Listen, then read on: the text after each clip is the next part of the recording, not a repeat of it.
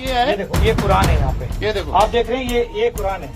यहाँ पे इमाम बैठता है, ये नमाज है, और ये कुरान यहाँ पे है। ऊपर चढ़े लोग, वो लोग चढ़े जिनको पता नहीं इस्लाम का, और वो चढ़ के छत पे आ गए।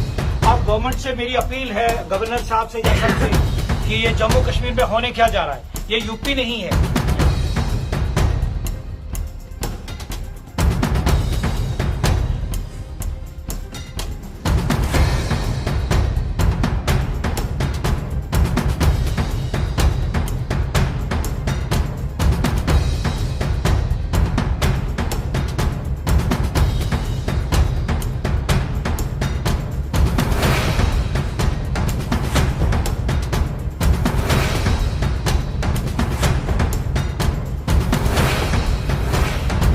मैं आज इस टाइम आरएसपुरा के पुराना पिंड में, जहां इस मस्जिद को शहीद किया गया, वहां पे हूं, गुजर बस्ती आरएसपुरा पुराना पिंड में, वार्ड नंबर 13 में। ये शाम को पुलिस के साथ कुछ सिविल लोग और कुछ एडमिनिस्ट्रेशन के लोग, और जबकि मैंने बात की एडमिनिस्ट्रेटर औकाफ जम्मू से, उन्होंने कहा कि हमने ऐसा कोई ऑर्डर नहीं दिया, और हमने एसडीएम से बात की थी तो एसडीएम साहब ने कहा कि किसी मस्जिद को गिराया नहीं जाएगा। मैं कैमरामैन से कहूंगा कि ऊपर देखें, ऊपर की छत को हटा दिया गया है, और यहाँ कोई लोग, नीचे कुरान था, कोई गैर इस्लामिक लोग ऊपर चढ़े और उन्होंने इस टीम को हटाया।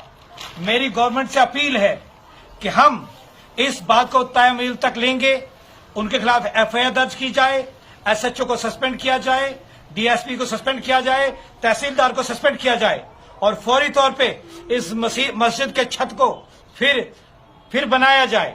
मैं औकाफ इस्लामिया से गुजारिश करूंगा कि वो भी कल एफआईआर दर्ज करवाने में आगे आए, ताकि किसी भी धर्म को, हम एक मस्जिद की बात नहीं करते, हम मस्जिद, मंदिर और गुरुद्वारा, किसी भी धर्म को ठेस नहीं पहुंचाई जाए।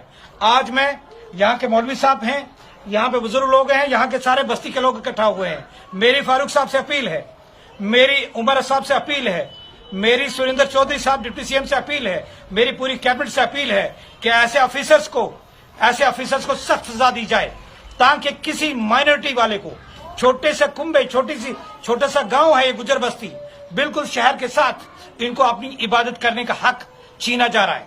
मैं फिर अपील करूंगा सबसे, सारे लोगों से, चाहे वो हिंदू है चाहे मुसलमान है, कि कभी भी किसी के धर्म पे, कभी भी किसी की धर्म की आस्था के साथ कोई खिलवाड़ न किया जाए, और अगर कोई खिलवाड़ करेगा, हम सब लोग मिलकर उनके खिलाफ कार्रवाई करेंगे, उनके खिलाफ लड़ेंगे और उनको सजा दिलवाएंगे।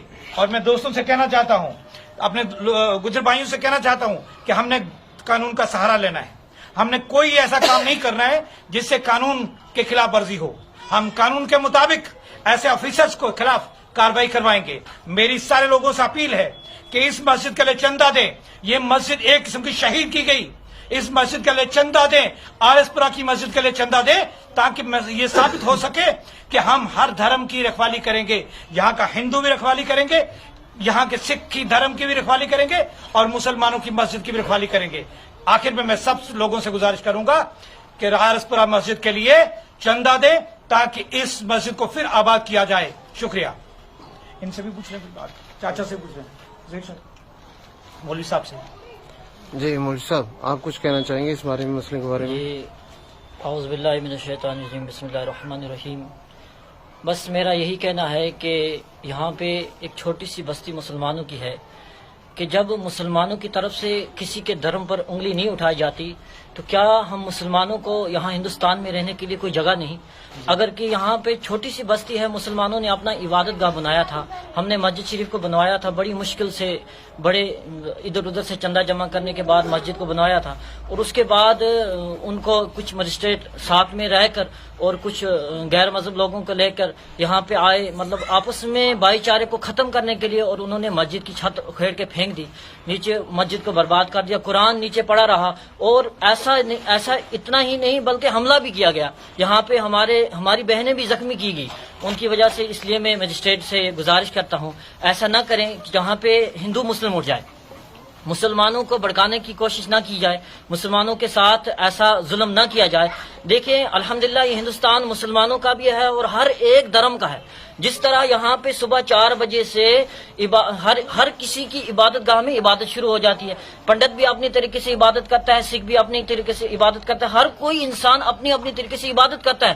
تو اگر مسلمان 6 بجے اذان دے دے تو ان لوگوں کو کیا پریشانی ہو جاتی ہے کہ مسلمان کے اوپر ظلم کیا جاتا ہے، مسلمان کو ہر طریقے سے پریشان کیا جاتا ہے۔ دیکھیں یہاں پہ مسجد میں ایسا کوئی مسئلہ ہی نہیں تھا کہ انہوں نے کس وجہ پہ مسجد کو شہید کیا گیا۔ انہوں نے مسجد میں توڑ پھوڑ کر دی، یہاں پہ آ کے چھوٹی سی بستی ہے، ہماری ماں بہنوں کو زخمی کیا گیا اور اس کو مجسٹریٹ کو فالو کرنے والا انہی کے صاحب تھے، کیا نام ہے ان کا بھی کچھ نام تھا واللہ عالم، آگے پولیس تھی اور ان کے ساتھ مسجد پہ چڑھائے گئے، پتہ نہیں کس کو چڑھایا گیا سول میں، تو ان کو مسجد پہ یہاں پہ قرآن کی بے ادبی کی گئی اور مسجد کی 3 چادریں وغیرہ نیچے اٹھا کے مسجد کو شہید کیا گیا۔ چلو شکریہ۔ سعید صاحب آپ کچھ کہنا چاہیں گے کہ اس کی کچھ کے بارے میں؟ دیکھیے جیسے مولانا صاحب فرما رہے ہیں کہ قرآن کی بے حرمتی کی گئی، بہن بیٹیوں کے ساتھ بدتمیزی کی گئی اور کوئی ایسے انسان چھت پر چڑھائے گئے جن کا نہ وضو تھا نہ یہ پتا کہ وہ مسلم تھے کون تھے، اور کسی بھی دھرم کی چیز یا مسجد یا گردوارہ یا پھر مندر کے اوپر کوئی غیر مذہب انسان نہیں چڑھ سکتا۔